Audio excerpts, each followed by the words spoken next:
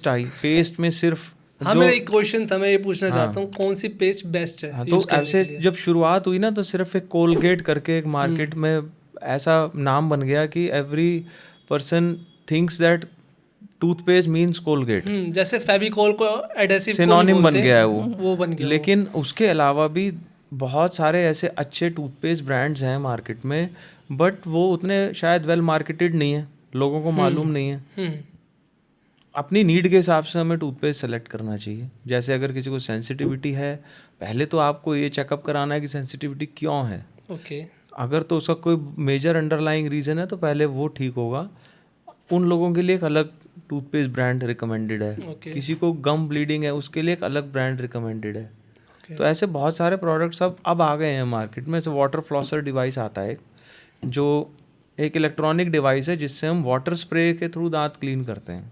तो वो एक इतना प्रो क्लीनिंग डिवाइस है कि अगर आप रेगुलरली उसको यूज़ कर रहे हो, दिन में 1 बार या 2 बार और दिन में 1 या 2 बार ब्रश कर रहे हो, तो you mostly will not need a dentist for a long time. At least water flosser is a dentist enemy. हाँ, एटलीस्ट 6 to 8 months आपको कोई मेजर डेंटल प्रॉब्लम नहीं होगी अगर आप रेगुलर विजिटर कर रहे हो उसको। हाँ, तो नहीं, हम प्रमोट नहीं करते, हम रिकमेंड करते हैं। Educate the patients for a क्योंकि oral hygiene. अब इतनी कंपनीज है मार्केट में, हम हर किसी को तो प्रमोट नहीं कर सकते, बट डेफिनेटली हम ये ज़रूर बोलते हैं जो भी आपको कंपनी सूटेबल लगती है आप ब्रांड कोई भी यूज़ कर सकते हो, बट आपको वो डिवाइस यूज़ करना ज़्यादा ज़रूरी है। और बाकी मैं ये इसलिए पूछना चाहता हूँ, पेस्ट वाला क्वेश्चन मेरा इसलिए है क्योंकि अगर नॉर्मल पेस्ट भी चलेगा, अगर नॉर्मल देखो टूथपेस्ट का रोल बहुत कम होता है। The right technique to brush is very important. जो हम सबसे ज़्यादा गलती करते हैं, हम क्या करते हैं, सोचते हैं जितना मस्कुलर पावर लगा दो और दांत साफ हो जाएंगे। It is not like that.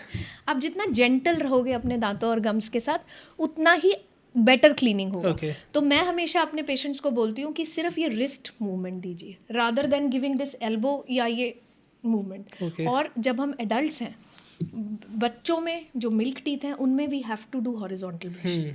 जब बच्चों के दूध के दांत निकल रहे हैं और परमानेंट दांत आ रहे हैं, तो वो एक स्टेज होती है मिक्स डेंटिशन कि कुछ दांत परमानेंट हैं, कुछ दांत दूध के हैं। तो उस केस में हम बच्चों को कहते हैं you can switch over to vertical brushing but continue with your horizontal brushing. लेकिन जब हम एडल्ट्स हैं after 12 years of age, we have to do vertical brushing only. और वर्टिकल ब्रशिंग में हमको सिर्फ ये wrist movement, gently wrist movement देनी है वर्टिकल ब्रश करके। तो मेरे पास एक बहुत बड़ा डेंटल मॉडल है, तो मैं पेशेंट्स को अच्छे से टेक्निक समझाती हूँ और ये बोलती हूँ कि the more gently you are with your teeth and gums, उतना ही क्लीन होगा। टूथपेस्ट को आपने सिर्फ एक पीनट साइज, मूंगफली के दाने जितना, उतना ही लेना है। जितना ज़्यादा टूथपेस्ट लोगे, टूथपेस्ट का तो सिर्फ थोड़ा माउथ फ्रेशनेस में रोल है। हाँ, जब तक कोई प्रॉब्लम नहीं है तब तक।